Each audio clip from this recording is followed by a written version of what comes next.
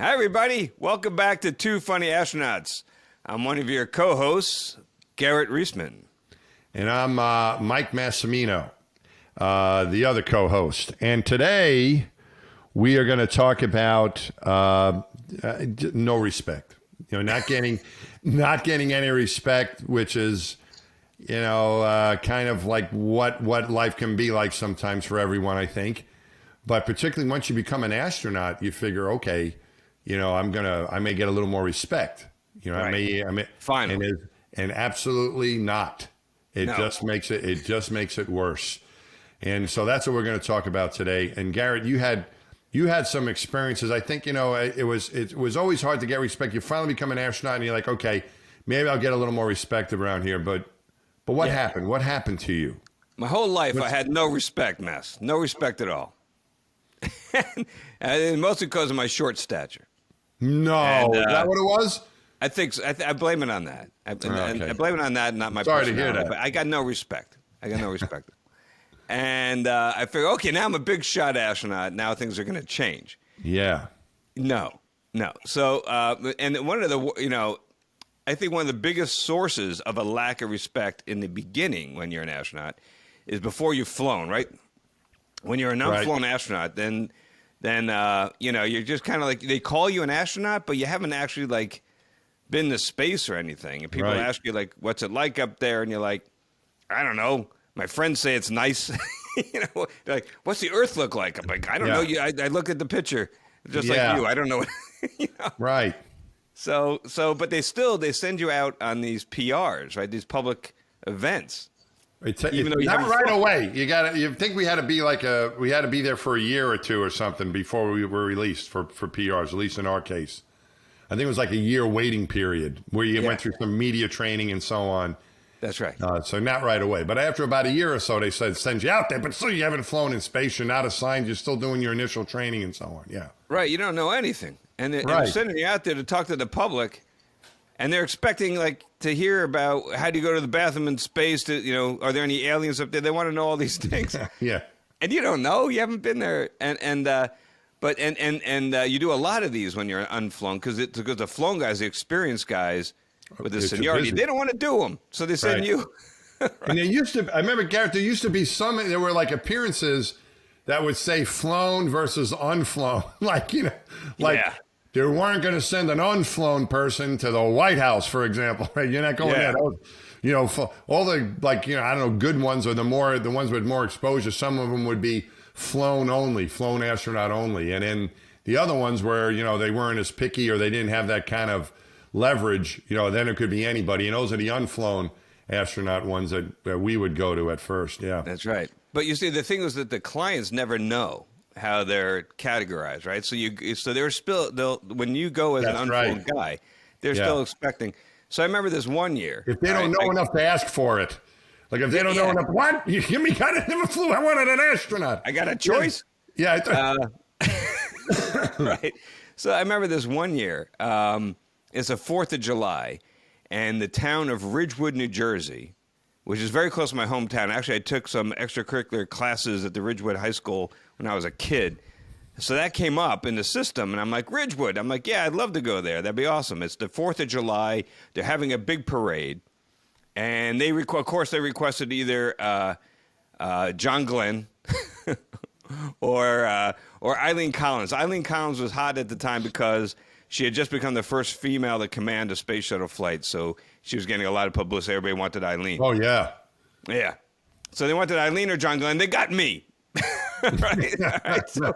So they wrote this nice letter. This we're going to be the Grand Marshal of the parade, and we want Eileen or Senator Glenn. And I get there, and I'm like, okay, you get me. I'm sorry. And I'm looking around for where's the Grand Marshal car? Where's the car with the banner on the side that says Grand Marshal that I'm supposed to get in? And there's the car with the sign, and I'm about to get in the car, and it's this beautiful old restored Cadillac convertible. It's this really nice car with a big Grand Marshal banner. Ooh. And I'm going to open the door to where are you going? Well, I'm supposed to get in. They're like, oh, no. No, if we got John Glenn or Eileen Collins, they were going to be the Grand Marshal. Right. You're an invited guest. Go over here. And they got this. I'm not making this up. There's a PT Cruiser sitting Was it there. a convertible at least? No, it had a Was it a sunroof. convertible? It's not even convertible. It had a sunroof, and they put in like 2x4s across the front seat, and I have to stand on the 2x4s and pop out like a kid going to the prom. Like popping out the sunroof. So was that all right? So wait a minute. The other car that you talked about, the Caddy, the vintage car, that was a convertible. Yes. That you would have the ridden Grand Marshal. Yeah, kind of like the guys in the old days, and the Hall of whatever it is, Canyon of Heroes in New York City, and they're waving and the confetti's coming down. And this was Like Ridgewood, New Jersey. Mike. Is that what this was? It was in New Jersey, Ridgewood, New Jersey. And the car was just like the one that they put Neil, Buzz, and Mike Collins in after Apollo 11 going through the New York City. Who did they put in there? Who ended up being, who was the Grand Marshal for this one? It was this kid. It was like this 10-year-old kid that won the local. It was a spelling bee. The kid won the spelling bee. Yeah. Yes. So we have this kid, this 10-year-old that won the local spelling bee. Did he get it? Did he get to the national or even to the state level, or is it just? No. He was just from the elementary school. The local elementary school beat out like 4 other kids. Right. They wanted to give some kids something to aspire to. Yeah. All right. So that's the Grand Marshal. So she was a Grand Marshal. She was sitting in this fancy car. Okay. I'm standing on these 2x4s poking out the top of this sunroof. I could barely wave because I'm like squeezing the sunroof. Was being a shorter person an issue in that one too? To like, well, if you're that's why they had to put 2x4s across the front seat so I could have a platform to stand on. So your head is coming out of this like you're sticking out of a submarine. Yeah. And you're waving everybody. How high did you get on that thing? Was it like, that's a pretty big car. Were you like just your head sticking out of it, or? I got like to the nipple line. I got up to the nipple line. But it also sounds a little dangerous. Was that a little sporty? It was dangerous. If there was like a low bridge, it could have gone horribly wrong. Wear a seatbelt in cars typically, and you're not even doing that, but you're standing on a 2x4. That's right. No seatbelt. Wow. No. My gosh, it's horrible. So that was terrible. And then we get to the end. All right, we get to the end. I'm like, okay, well at least that's over. And now they have this big picnic. We're going to watch the fireworks, right? So we're at the local like high school. We're all out in the fields, and it's really nice. They're going to have fireworks, and they're like, you can go hang out with the first responders. Go hang out with the police and the firemen, and they got like a cookout going on. You can hang with them and have a good time. I'm like, oh, that'd be nice. So I go over there, all right, and there's all these firefighters and police. And they're all really nice, and we're flipping burgers, we're having hot dogs, we're drinking beers, and everything. It's all good. And then this one guy comes up to me. There's always one guy, right? There's always one, Garrett. Sometimes there's two. Sometimes there's two. Sometimes there's two. But typically it's only one. Thankfully, there's only one this time. So this one cop comes up to me, and he looks at me with a squinty eye, and he's like, "So, you haven't actually been in space, have you?" And I'm like, no, I'm a rookie, I'm getting ready, training. He goes, oh, you ever meet any of the real astronauts? Tell me about them. And so I'm like, oh, first of all, my first thought was, oh, what a jerk, But my second thought is this guy's got a gun, and now how hard do I push here? So I'm looking around. But here's my third thought. I look around, I see a bunch of his buddies are embarrassed. All right, so that gave me the green light. So I stared right back. I stared him right back in his squinty eye. And I said, I don't know. He said, you ever meet a real astronaut? I said, I don't know. You ever meet a state trooper? You were just a local cop? Yeah. Yeah, where are the state troopers? That's who I want to meet. Yeah. And he's pissed. But all of his buddies, thank goodness, all of his buddies start cracking up. They all start laughing. Funny. And they're like, oh, here, have another beer. And then the rest of the time was great. But, that's funny. It's not easy. It's not easy being the new guy. Yeah.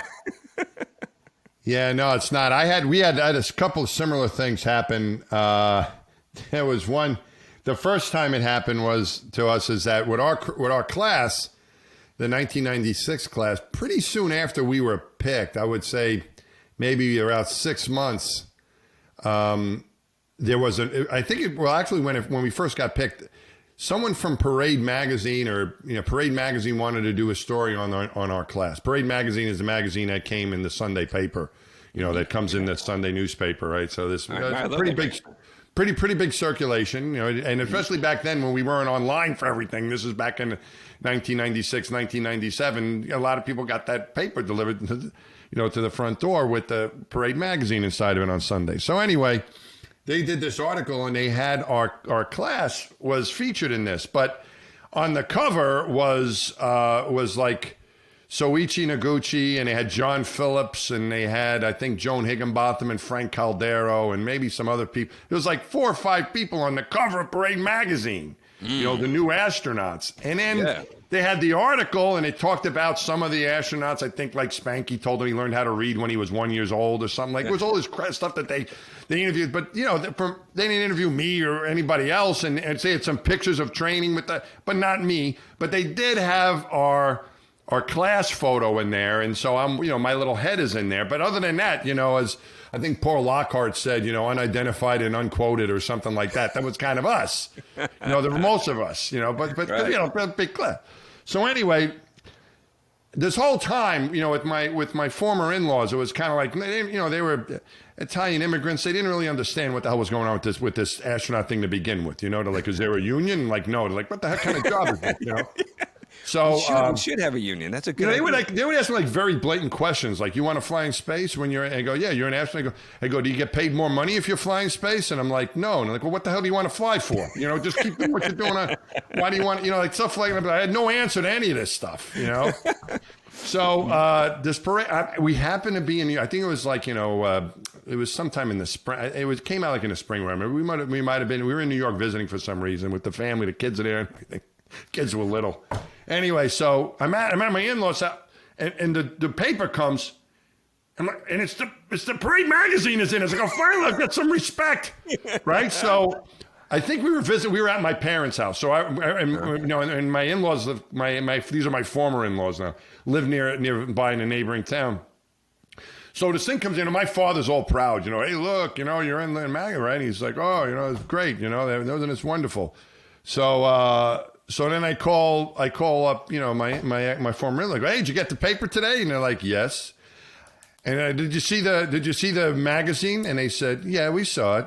I go, what did you think? And as my former mother-in-law says, well, it would have been nice if you were on the cover.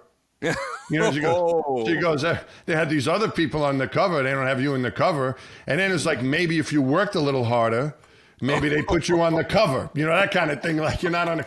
So like I can't get any respect. And so then we go over there visiting later, and Carola, my ex-wife asks, hey, did you see Mike in the paper? And they go, yeah. And they're like, well, where is it? And my former father-in-law says, I threw it out with the trash. He goes, you didn't even keep that thing from.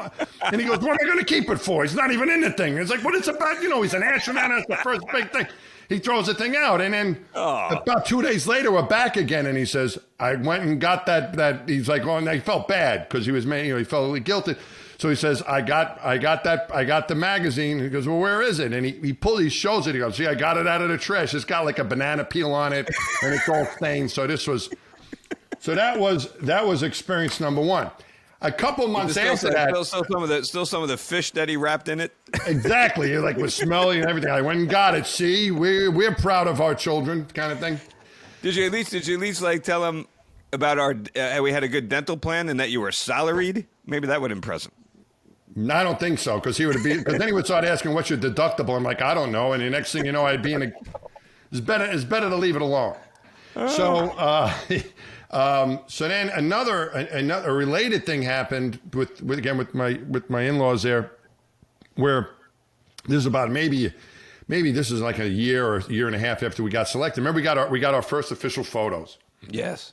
Remember, we get those photos, and now you can. So I was so proud I got these official photos, and we were in New York visiting, and I brought some, and what the kids in the neighborhood want them, or your friends or whatever. So then it started like and we're like, oh, it's pretty cool. Now you have a real photo with the American flag. You dress up like an astronaut. This is kind of. I was starting to gain a little momentum here, after the debacle with the Parade magazine, which really put me down because it would have been better off if it never came out because I wasn't on the cover. I'm not working hard. I'm always playing around with my friends, going flying places. Maybe if you were more serious, who are you hanging around with? They were like, this is, terrible. I'm like, oh man, So then, we go. Like Parade magazine actually looked at everybody's performance in the simulation. Right, we only want the good ones. Yeah, we're going to only put the good ones on the front. And everyone else is stupid. But they didn't even quote me. They didn't even quote another guy. Anyway, I didn't get any recognition there. So anyway, a couple months later, again, we're back in there. And one of my in-laws' friends opened up a new pizza place. This guy, Filippo, opened up a new pizza place. And I had these pictures with me, and back at the house. So my ex-father goes, "We're going to go to Filippo's, and we're going to try his pizza. And you got to eat his pizza. If you don't like it, we're going to eat. Just open this place up." So we get in there. We're sitting at the counter, and he's getting us some pizza. And we look across the counter, and behind the counter, there's a picture of Mario Andretti.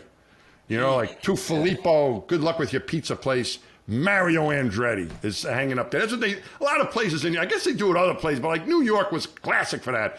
Like you'd go into a place and they'd have Isaac from the Love Boat. There's a place in Brooklyn, and there's a Gus's Diner in Brooklyn. I remember had Isaac from the Love Boat. They have all these, whatever celebrity they could get, they'd put it on the wall. I wish I had Isaac from the Love Boat. That's a pretty good one. But I would love to get that one. Out of all the ones I've seen, that's the one I remember. But they have, whoever they can get, they put the picture up, right? All these guys, all these pictures are up there in these New York places. So anyway, I'll tell you something. Yeah. Well, go ahead. I'll tell you. No, you go. I'll come back. All right. Because eventually we did. I don't even mean to jump all the way to the end, but eventually we did get some respect. You and I did, both. But I'm not done with my story, and it's a long one. So let me keep going. So we're sitting there, and Mario Andretti's picture's in front of us like this, and. Yeah. And so my father, so Filippo goes in the back, to do something, and my father-in-law, my ex-father-in-law says, "Mike, you see who's on the wall?" I go, "This is Mario Andretti he's got on the wall." He goes, "You know what? You got your pictures. Why don't we give one of those pictures to Filippo for he opened up his pizza place and he put you up there, right next to the wall." And I go, "Yeah, sure, why not?" So Filippo comes back, he's a little Italian guy, and he goes, my father, "Hey, Filippo, you got Mario Andretti on the wall." And he goes, "Yeah, that's Mario Andretti. Mario Andretti's on the wall." And he goes, "Mike has some pictures, so you can put his picture, his astronaut picture on your wall." He goes, "What? Here's the picture." He goes, "I got a Mario Andretti over here. I'm gonna put you kidding around. That's a funny joke. I got Mario Andretti, and I'm gonna put his picture. Come on, you kidding around. That's a funny." And he goes, and I was like, "There you go, right there." So I'm like dying. And even my phone, I'm like, okay, no respect there. I tell this story to the folks at the virtual reality lab, and I think till this day, if you go in there, they have an autographed picture of Mario Andretti. And it's over my picture. So they have my picture that I signed for them. And did you ever see that? Did you ever notice that in there when you went in there? Yeah. They have a Mario Andretti picture over mine. So of all these astronaut pictures, they have my picture, but mine is covered by Mario Andretti's picture. So. You gotta be careful. Those VR lab guys. They don't forget a thing. They got minds like a steel trap. You mention one thing and it comes back to haunt you. I remember I told him once a story about how. I was camping one day with my buddy, and we're just going to camp one night. We were by Carmel. We were going to drive down Route 1 in California from San Francisco to L.A., and we passed by Carmel, and we were going to camp that one night. But for dinner, we stopped at Clint Eastwood's restaurant. He had a restaurant at the time called the Hog's Breath Inn in Carmel. Nice. And we stopped in there and got dinner, and it was great. And then we realized that it's now dark. We're going to go camp, and we realized that we forgot something. We forgot toilet paper. All right, we had no. I should have brought this up when we talked about the potty training. But this is another example of my extreme potty training. So we got no toilet paper. What are we going to do? So I go into the bathroom. All right, at the Hog's Breath Inn. And I got a little 5-finger discount on a roll of toilet paper, I just went in. I had this jacket. I just took a roll and just shoved it in my jacket, and then walked out. And then we go to the campsite. We set up the tent, and it's really spooky because it's foggy. We're right by the ocean, so you can hear the waves crashing, but it's all shrouded in fog. And hear this foghorn off in the distance. I'm expecting pirate ghosts to pop out any moment of this fog. It's really kind of spooky. And my friend said, "Hey, I just realized something. We did a terrible thing." He looks right in my eyes and goes, "You stole from Clint Eastwood." Yeah. Stole. And so he starts going, doo-doo-doo, I'm looking like he's like looking out the flap of the tent like, I think I see a man on a horseback with a gun. And so I didn't get to sleep a wink that night. I was all terrified that Clint was going to come back and take his toilet paper back. So I told this story to the VR lab guys. And I remember we get together, and I forgot what it was, some big training event. It was some real high-pressure thing. I had a big job to do. I had to fly the robotic arm and grapple, like, I don't know, some satellite or something. And everybody's watching me. It was my final exam. And those things. Yeah. Free flyer capture, we used to call that, folks. The flying capture. Free flyer capture. It's a free flyer. Free flyer Don't bang capture. It. Yeah, it'll float away from you. Don't bang it; it'll float away. Yes. So I'm reaching in. I'm all hyped up. I'm gonna go. I'm trying to pass my final exam, and I'm going in to grab this thing. And right when I squeeze the trigger to close the snares and grapple, this is the free flyer. They programmed it so the screens all go blank, and all of a sudden the image of Clint Eastwood pops up on the screen, and he goes, "You feeling lucky, kid?" I'm like, ah! Those guys were funny. Those guys were really funny. Those guys. That was a great. They had a lot of celebrities that come into that. It got to be a place. I remember Mandy Patinkin came in. You know who that guy is? Oh yeah, from The Princess Bride. My name is Diego Montoya. Yeah, I had him do that for me. He was. Did I tell you? Have we told that story yet? But he did. We should probably save that for brushes with celebrities. We'll do a show about that. But he was in a sim with me, and he did that for me. That little hello, my name is Indigo Montoya. You killed my father. But anyway, but a lot of people. Clint Eastwood from when he did Space Cowboys, they were there. I think the guys from what was that other one? Armageddon. It was always a place for people to go.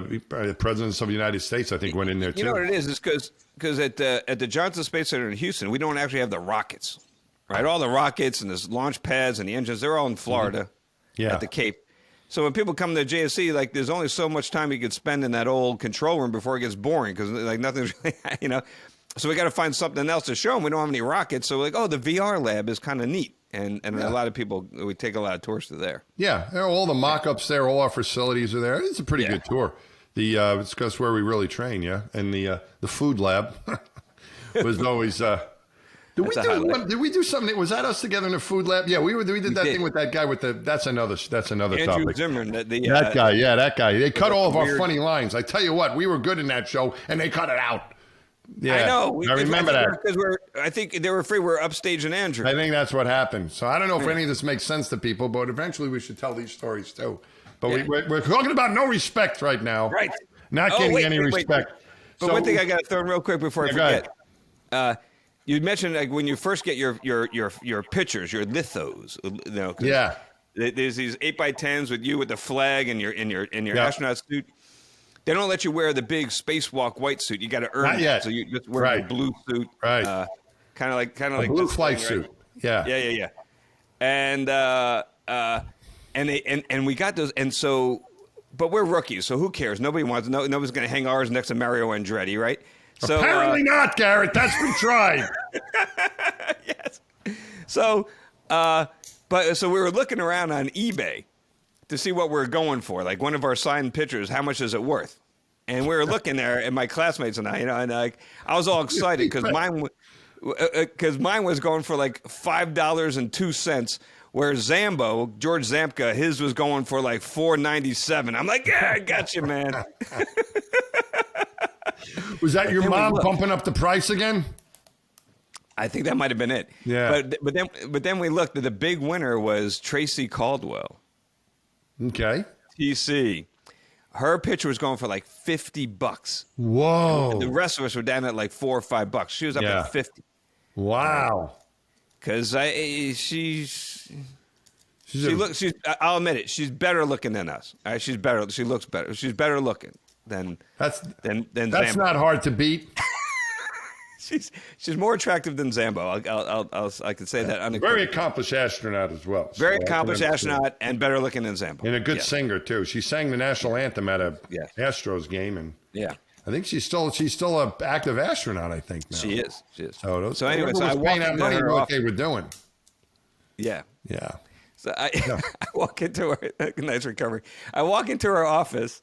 Yeah. With a giant stack of her lithos. I got a giant stack. And I was like, hey, Tracy, I'm trying to buy an airplane. You mind signing 500 of these? I need the money. She didn't find that funny at all. She did not think that was funny. That's pretty good. That's pretty good. And then I'll wrap this up by just saying that I don't mean to jump all the way to the end of this train of thought, but while we're on the subject. What's the difference? Don't worry about it, will you? Just let it go. Don't worry about it. I did finally get some respect because my picture, you mentioned New York restaurants hanging up photos of celebrities, right?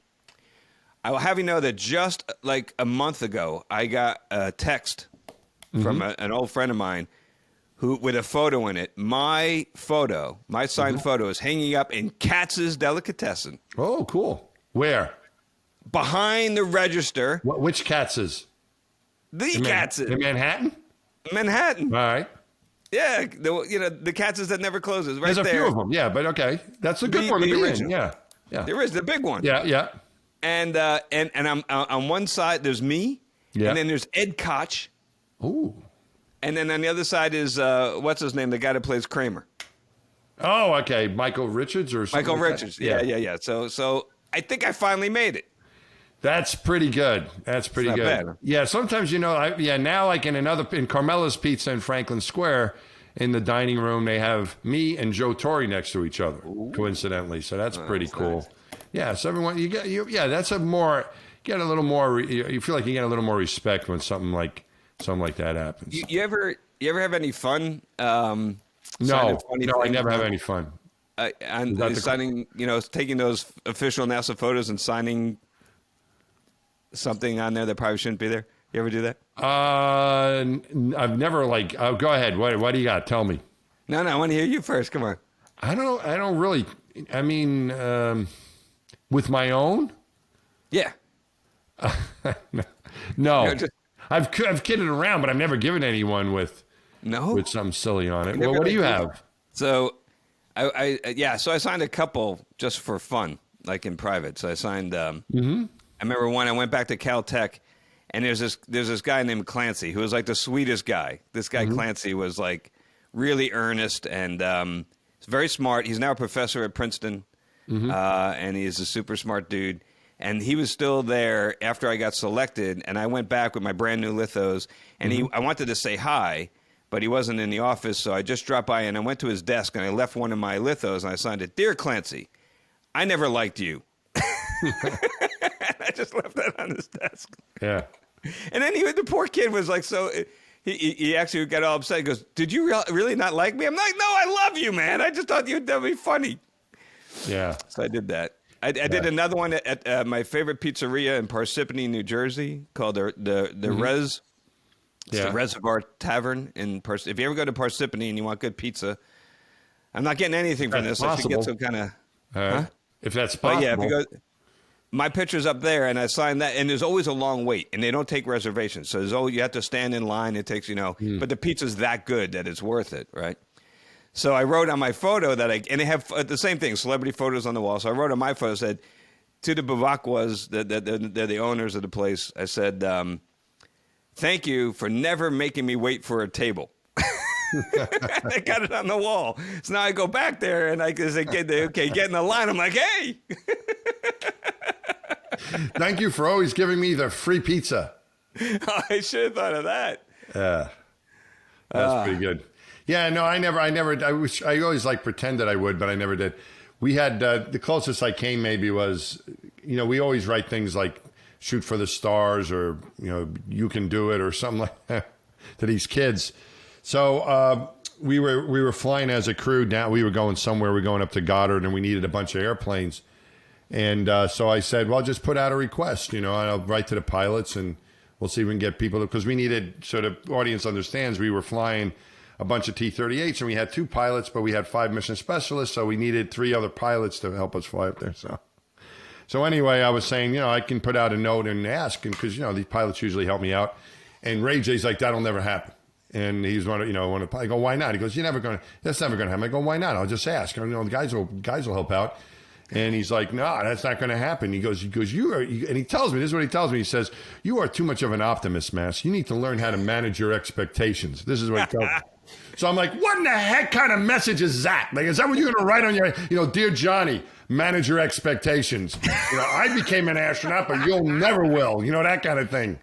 Manage your expectations. So that became a theme. I wish I could have wrote that. Like, dear little Joni, manage your expectations. Don't expect much. Don't be an optimist. Mass, you know, that kind of thing. It's like Caddyshack. It's like you just sign it like, yeah, dear Johnny, the world needs ditch diggers too. Yeah, right, exactly. Hey, not everyone can win the lottery, kids. Yeah, no, but anyway, so where were we here? We've got, Jason, what we got, about 10 more minutes left here?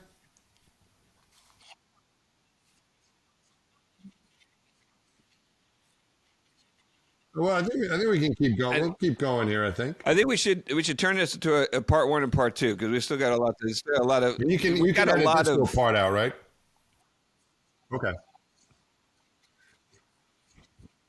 Mm-hmm. That sounds great. Yeah.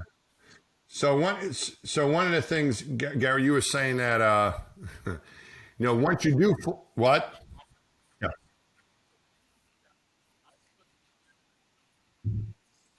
Well, so we're ending it now? We have enough. Yeah, I think we're probably about the halfway point through our material, so that sounds good. Okay. All right. So let's wrap this one up. Yeah. How about Mass? You start by saying, "Hey, there's a lot more. Well, we'll have to make this a part 2." Yeah. So we're okay. So we've covered our lack of respect that happens before you fly in space, right? That's what we've been talking about in this episode. Not all of it. There's still more. There's still more lack of respect. I thought you were going to let me talk. I made a mistake. So what we're gonna do is we've talked about a lack of respect that you get before you fly, right? And now we're gonna wrap this up now, and what we'll come back and we can tell you about how you still get no respect no matter any time in your life, even after you fly in space. Right, Garrett? Because it never ends. But that'll be our next episode. Go ahead. All right. Well, thanks, everybody, for listening to this episode of Two Funny Astronauts. Remember to like and subscribe.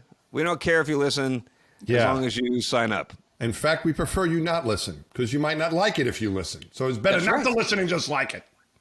Thanks. That's right. If you listen, you might click the unlike. But if you got to this point, you've listened. So yeah, that's a good point. Now you can legitimately like it. Okay, please do. Yep. And we'll see you next time on Two Funny Astronauts. See you next time. We're not saying that we're funny people. We're funny for astronauts. That's right. All right.